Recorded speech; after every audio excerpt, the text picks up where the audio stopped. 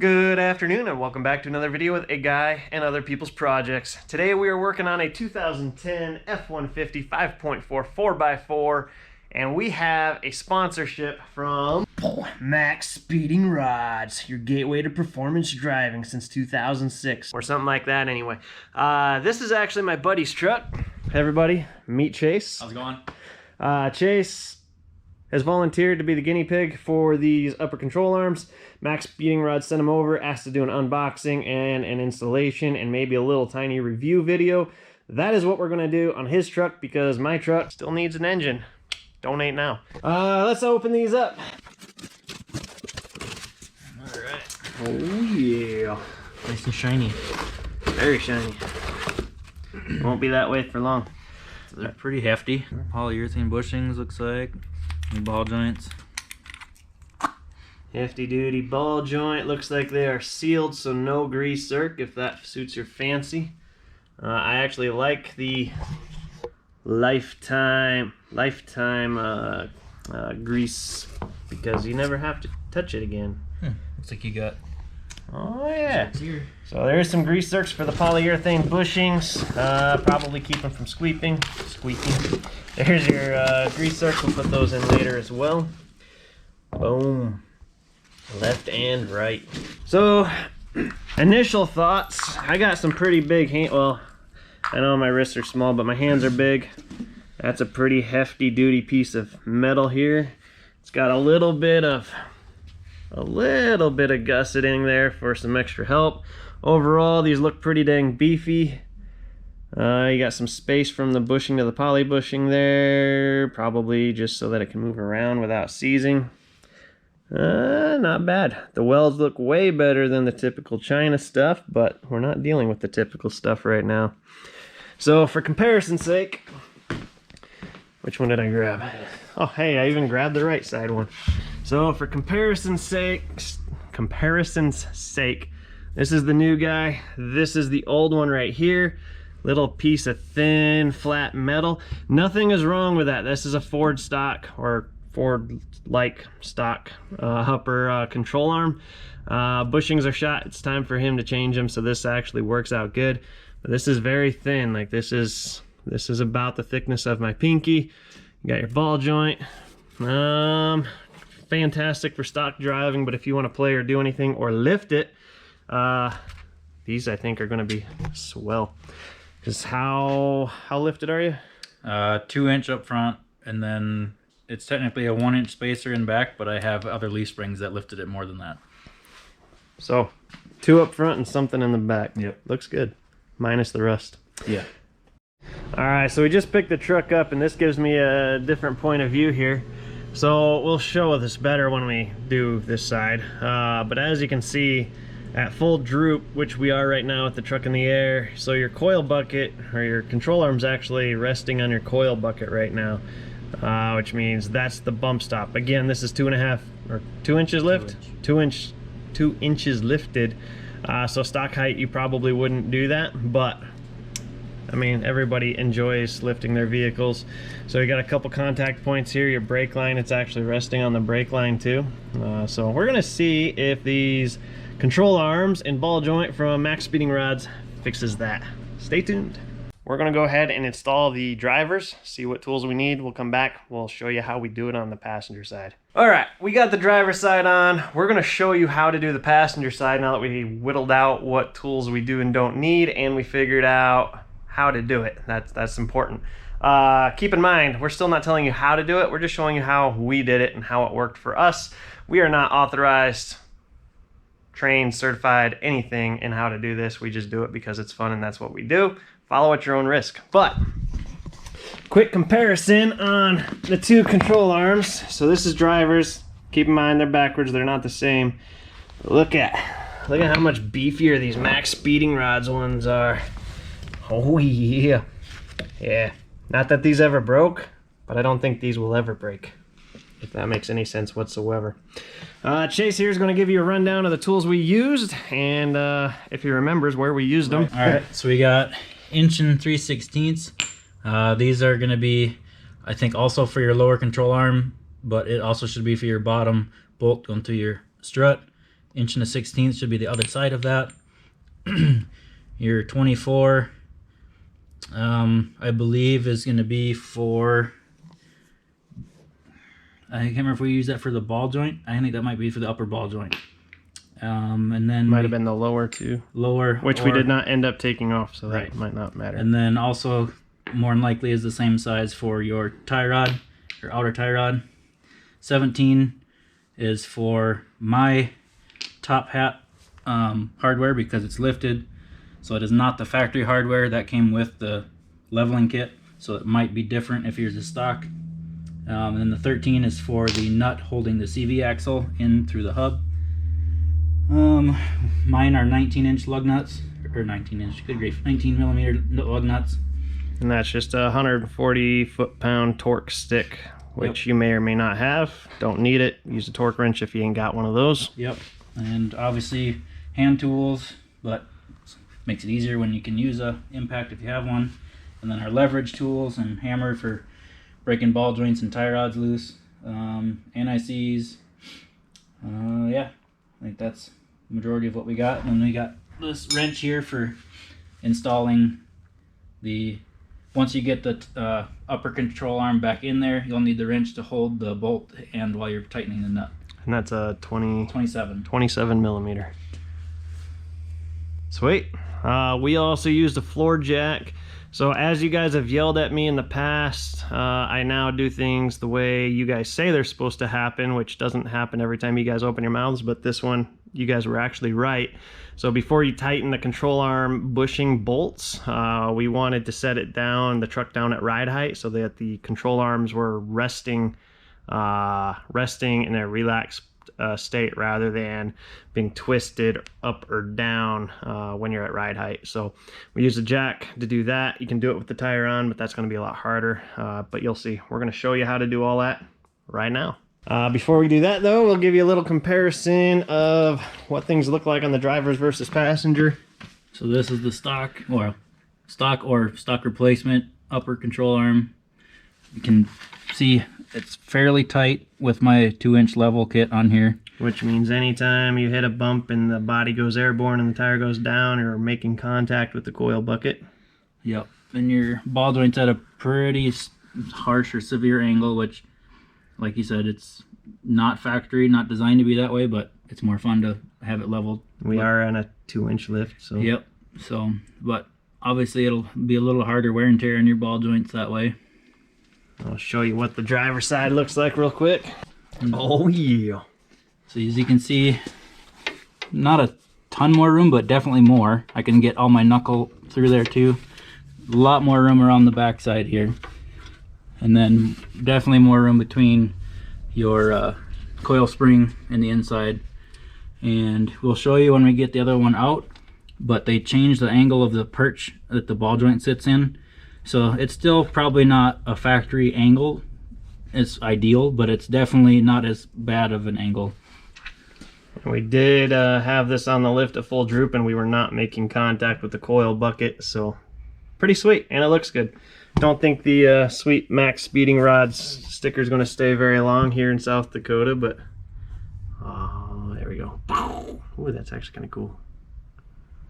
All that said, we're going to hop to it. First step, get this in the air. If you do not have an impact, break your lug nuts loose before you pick it up. Obviously, if you've never changed your tire, this is going to be quite the job for you, but you can do it. So break your lug nuts loose. We got the impact, just going to go for it. All right, so as far as first steps go, I don't remember, but we're going to get your upper ball joint nut off. We're going to take your tie rod nut off here. We're going to pop this cap off with some channel locks or a flat plier, and we're going to use a 13mm to get the retention bolt off. Do not torque that back on. Well, I mean, torque it to spec. Do not just yank it back on. You will break it, as you've seen in a different video in the past. The coilover's got to come out. That's what these, I think, 17mm. There's 3 bolts up here. And then you got the big coilover main bolt down here is coming off. And we're going to go ahead and do that. Quick note, forgot.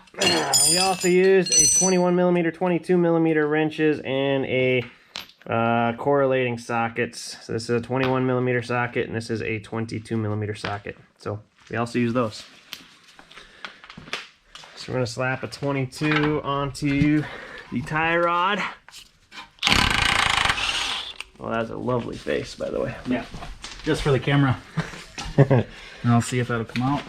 So if yours are seized in, we use hammer to bang on the iron around the bolt. Yeah, because you don't want to damage your stud or thread. So sometimes you can put a nut on if you really have to hit down here.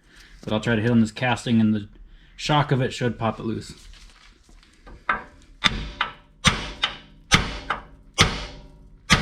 There it went. That pulls up, get that out of the way. Then we'll go ahead and drop your upper ball joint. I'm using all 1/2-inch sockets just because I feel more manly when I do it that way. Might have been 21. Or it's 22 good? It's a little. What do we got here? 22. 21. Oh, that's a 21? No, this is 21. Oh. Sorry. Yes, backwards. So 21mm nut on our upper control arm ball joint. If yours has been replaced, it may be different. Different manufacturers send different hardware. If you can get a ratchet in there, do so. You might have to use a wrench. Yep, it's pretty tight down there. So a wrench. Good news is with all the tension and weight resting on the knuckle, the ball joint should not spin. I say that, watch, it'll spin here in a minute. In the next 2 seconds it will. Alright. Okay, so then next we might hammer that out in a minute. But in the meantime, before it drops, we may as well try and get the coilover out. So the coilover's got to come out because these bolts are about 10 feet long and the heads go in, so the bolt's got to go in that way. The top of the coilover is in the way, so that's got to come out. That's the 3 17mm bolts up top here. There's 1, 2, and 3. You can either use a wrench or a shallow socket. It's the easiest. If you got a swivel head ratchet, that makes life way easier. But those can just go ahead and come all the way off. Point out, like Chase just said off camera real quick, with the tire off and get in there more. You can see the control arms hitting the bucket. We're resting on the brake line there, and the ball joint is contacting the coils on the spring.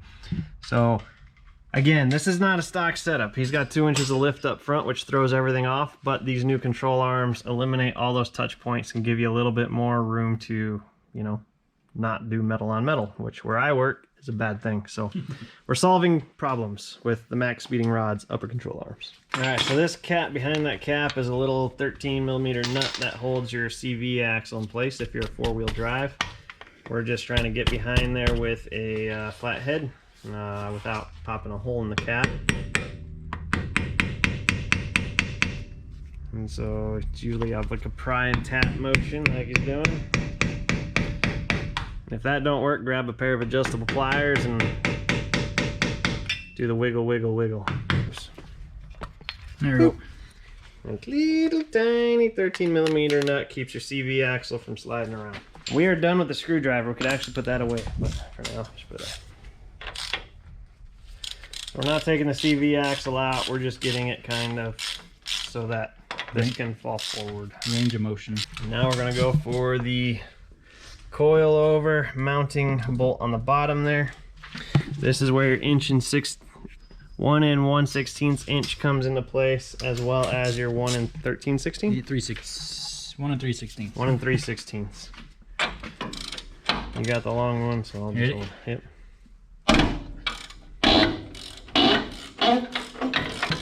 I didn't actually do anything. Okay, and if you got a partner or you're not holding the camera, you can grab your 27mm here. I'll let you do the ratchet. Okay. You can stick this in between the head and the bolt, and you can kind of help push the bolt out. You want to pop this guy loose before we yank that guy out too, or no? I don't think it's going to matter. Okay. Nope. So, I got 2 hands.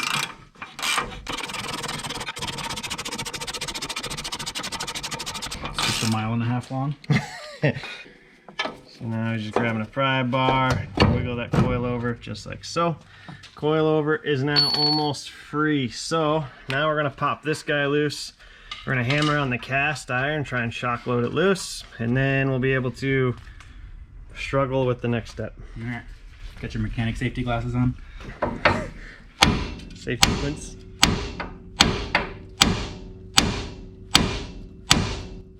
There it went. Yeah. So that broke free, so now we can pick up on that. Yeah. And now the knuckle has room to fall out of our way, and I'm calling this the knuckle, FYI. Yep. Not the 5 that he's gonna bloody in a minute.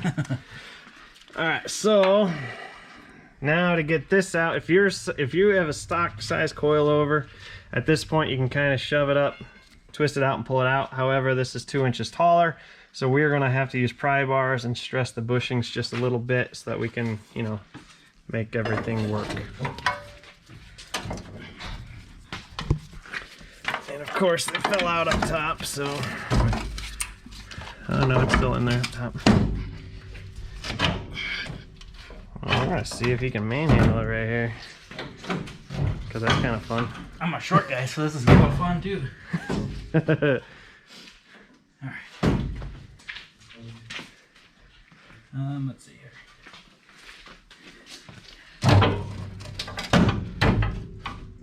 You want to just pull that straight out?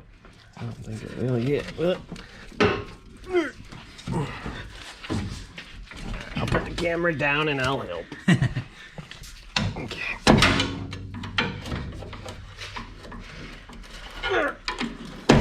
There we go. There it came. Ow!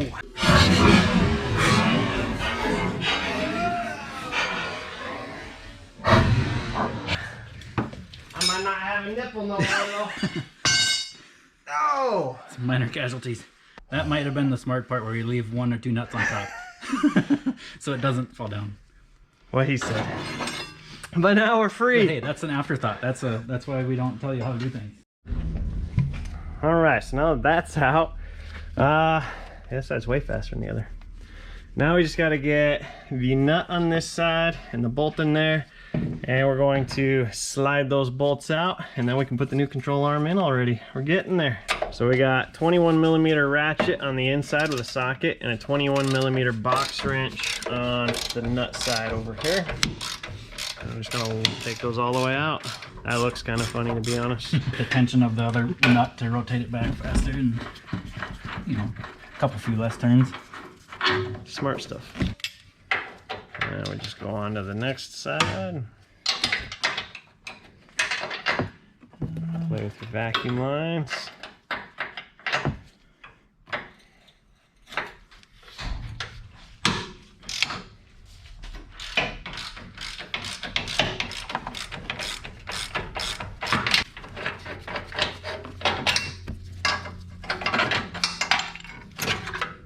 There she be.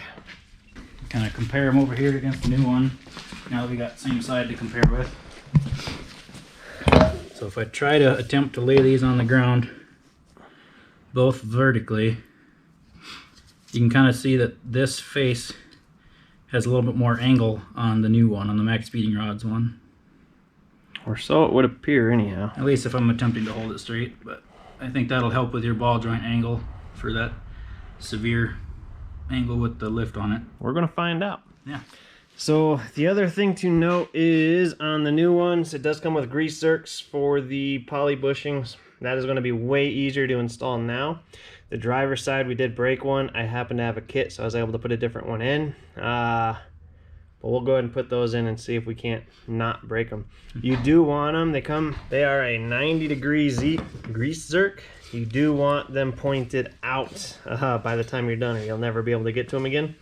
So just a heads up. And that's where the one on the driver's side broke, is it got tight on the way in right about here. And I tried to get it the rest of the way and it snapped really easily actually. But if you don't put them in tight, then they're not tight and you'll spit grease out. So I think technically, instead of doing a full turn, probably the right way to do it would be to find a little shim stick that underneath there so it would get tight somewhere around here. So you only have to do a quarter turn. So, but they didn't give us shims. No. Might just be the way the threads are cut too. So you might be able to get lucky and swap them and see if they could tighten up at a different spot. Yeah, that's where Not the really. driver's side ended up too. And that one's snug, right where it should be. It's not tight, but I bet I can just give it a little.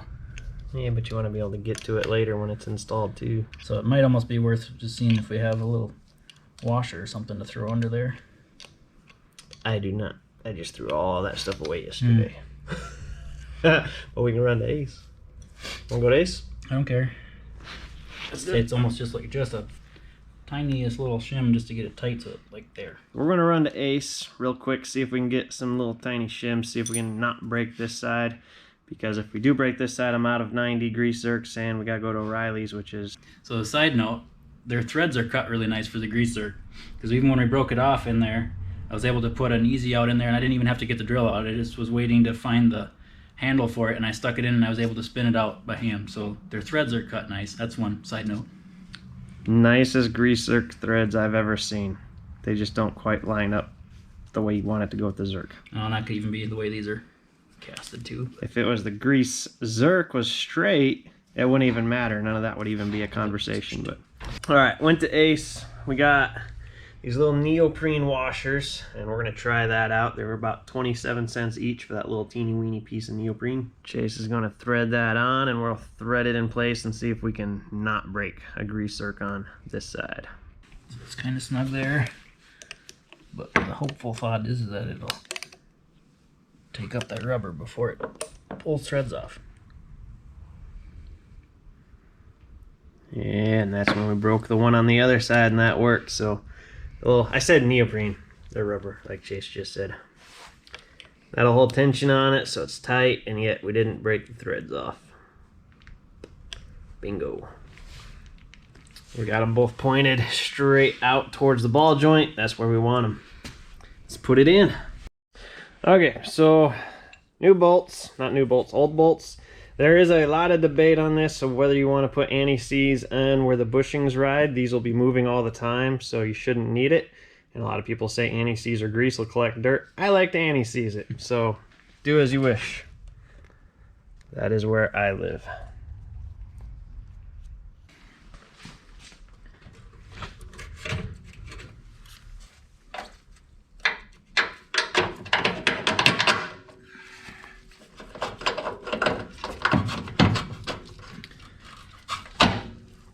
One. Come on.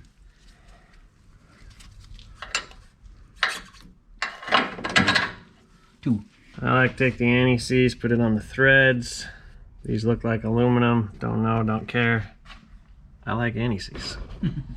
Alright, we're gonna wait to torque these down till everything's down on the ground, but we're gonna put this ishly ride height and at least get them snugged up, so when we're using the wrenches later, we don't have to go 4.5 miles. We can just go 1 mile. Okay, and then we're gonna grab the grease gun. If you got a manual version, I'm sorry. We got this version. Oh, go for it. And this is why you want those grease zerks pointed out, so you can lock it in. Good. And I have no idea how much grease to put in. We pumped in a lot on the last one until it started coming out the bushings.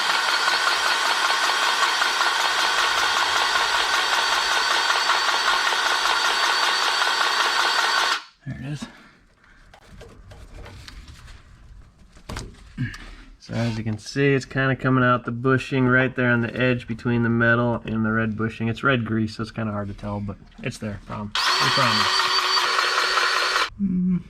Get your light a little bit. A little more. There it is. If you're doing that with a hand pump, you're going to be here for a minute, just a heads up. And then we just grab a little paper towel, clean up our little mess. Otherwise, it'll all turn into a big dirt glob later. This is the grease zerk that broke earlier. Yeah, don't do that. I like the rubber washer.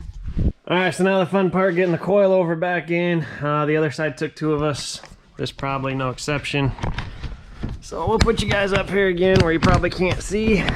again. It's gonna go up into the top hat first, and then we'll try and slide in the bottom portion. You have to do the top side first, definitely though.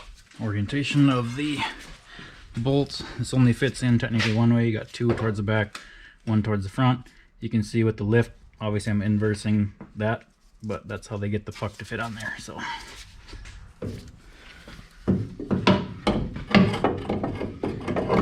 I know you said puck, but it sounded like something different. Nuts are over there. You wanna, let's get one of them started. So at least it doesn't fall back out. Just got one of the top hat bolts started. And then I think, did we do this earlier last time? I don't remember exactly. Me neither. Let's try it. Something actually easier on the other side. We did have the sway bar link disconnected on the other side. Did we? Yep. Well, either way, we got this out. There you go.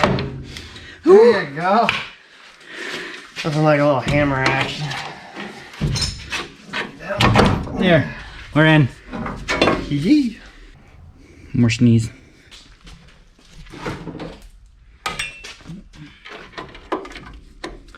You gotta go way up. It's in. Pretend you saw that. Just more leverage. Okay, so then we gotta slap some anti-seize on the threads of that bolt. Now whatever the manufacturer torque specs is, that's what that goes to. Probably more like 6 ugga-duggas on this one. Alright, we're gonna impact it on. Use ratchets if you'd like.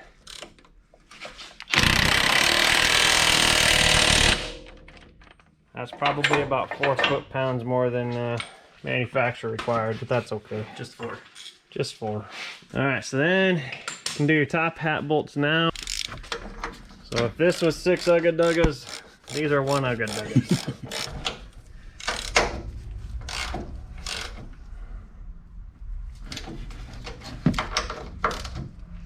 I suppose I'll need a reef on them, but I want to make sure they're not going to fall off. So 2 ugga-duggas. Maybe 1.5. 1.5 ugga-duggas. Official word, 1.5 ugga-duggas.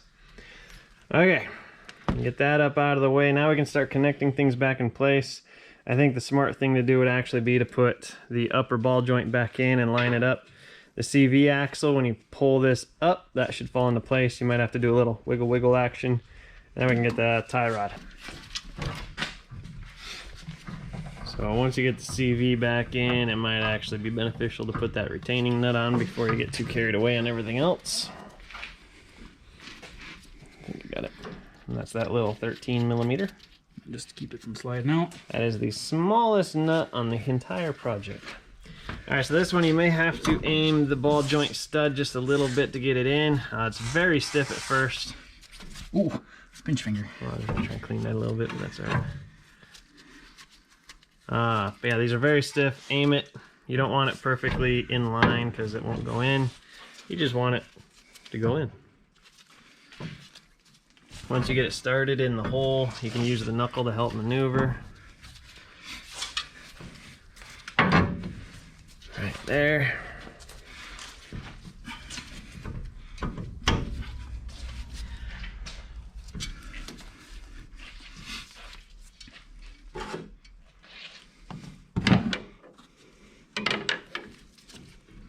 It's a good time to get my fingers out of the way. Yeah.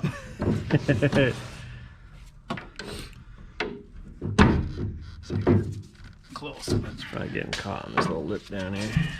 Let's do a little.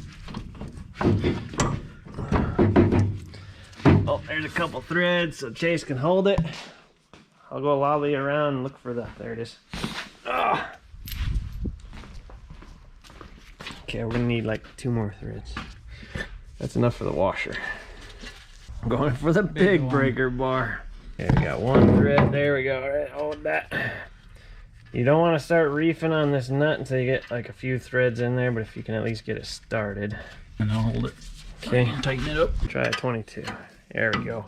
You don't really want to impact this guy on until you get a bunch of threads on there. And I think the other side we did not impact on at all. And this you're gonna snug up to about 4 ugga-duggas. The problem is it's gonna take 2 ugga-duggas every turn. What's the math on that? Compounding. Whatever that means, I don't know. There's enough tension on this ball joint in here right now with everything hanging that, oh, the ball joint should not spin, hopefully. If that does, it's gonna be less of a fun job.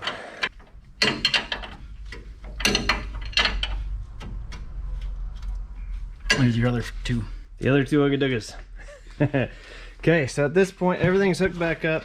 Vacuum lines, if they fell off, just go ahead and use. These are deactivated. We just gotta do a tie rod. Uh-oh. So the tie rod is now in its place. We're just gonna zing a nut up on that. Oh, wrong one. And you're gonna grab the right socket first. Yep. 21, not a 24. 3 ugga-duggas. So we were thinking about it too. Don't know if we put it on camera. The driver's side, we did take the sway bar link off, and we didn't struggle as much getting the coilover in place. We still struggled, but not as much. So keep that in mind. If you're stock and you're doing this, that shouldn't be any struggle anywhere on that note. 13mm CV axle retaining nut. Do not ring that on because it will break. All right, I think we are at a point where we drop this down to the ground. We use our floor jack and we jack the control arm up to simulate ride height. And then we can torque the control arm bolts once it's sitting where it's supposed to at ride, so you're not binding the bushings, even though I don't think these ones will bind because they're very slippery and greasy. But just for good practice, so you guys don't yell at me, we'll do that. And then we're pretty much there. Yep. Get your don't die device out. For everybody that says I don't use jack stands, there is a jack stand. You could do this after the tire's in too, but you got way less room for the wrenches. Can't see the pad there to see how I'm doing. Oh, daylight. Okay, so once you have simulated ride height, you grab your 21 and I believe it's your 22mm wrench. Give me a moment. I think is what it was. Now we're just gonna go in and tighten those guys down. I don't know how many ugga-duggas this takes, pretty much until your fingers can't hold onto the sharp edges of the wrench anymore. As tight as you can.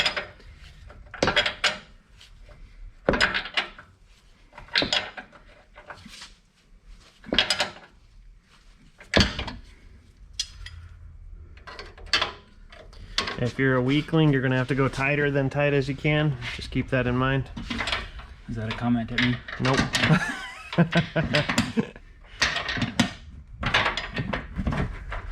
It's kind of a pain to get on. It's because you got that brake line, or your ABS wall line, ABS sensor line, speed sensor line, whatever it is. The line that's in your way is in your that way. one. Note how the grease is squishing out as it gets tighter. Yep. Oh yeah. Now we're gonna pick her up, put a tire on, and we'll take her for a test go. Get your 3-pound hammer, unless you have a bigger one and you're gonna hammer this in. Really all you need is a tap. Little tap, hoo. That's in. Now the tire can go on. I think that's where we're at, right? And watch me struggle to pick it up. Oh yeah. We got the impact with the 140 foot-pound torque stick. Probably supposed to go 150, but 140 works. For those of you that don't have any kind of torquing ability, that is 8 ugga-duggas per lug nut with a 1-foot ratchet and 4 ugga-duggas with a 2-foot extension. It's in your manual. Like he said. There we go. We're gonna drop this down, take it for a little test drive, and see if it feels like a normal truck.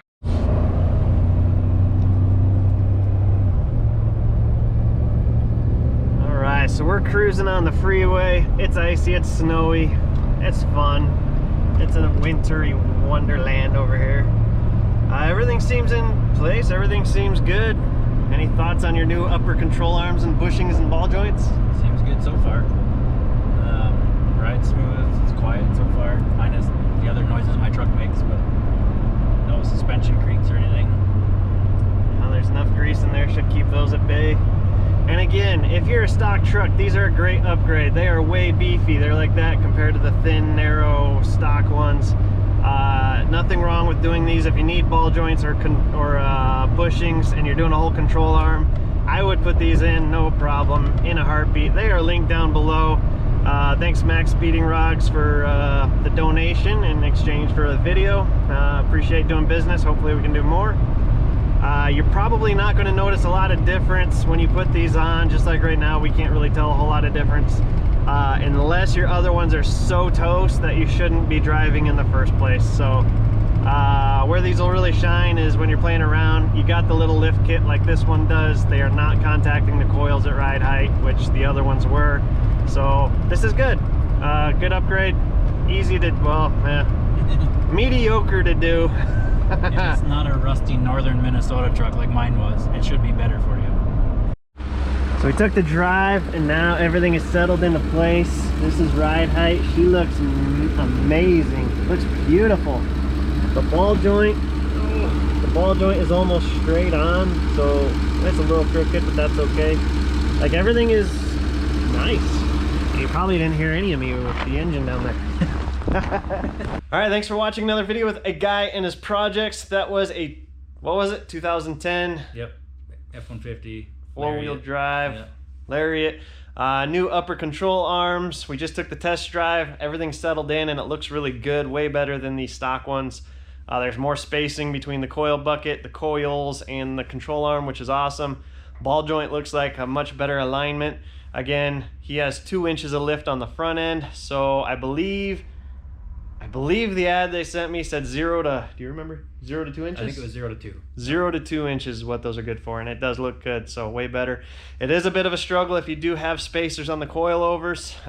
Big pry bars and an extra hand or two, probably helpful, but thanks for watching. We'll see you next time.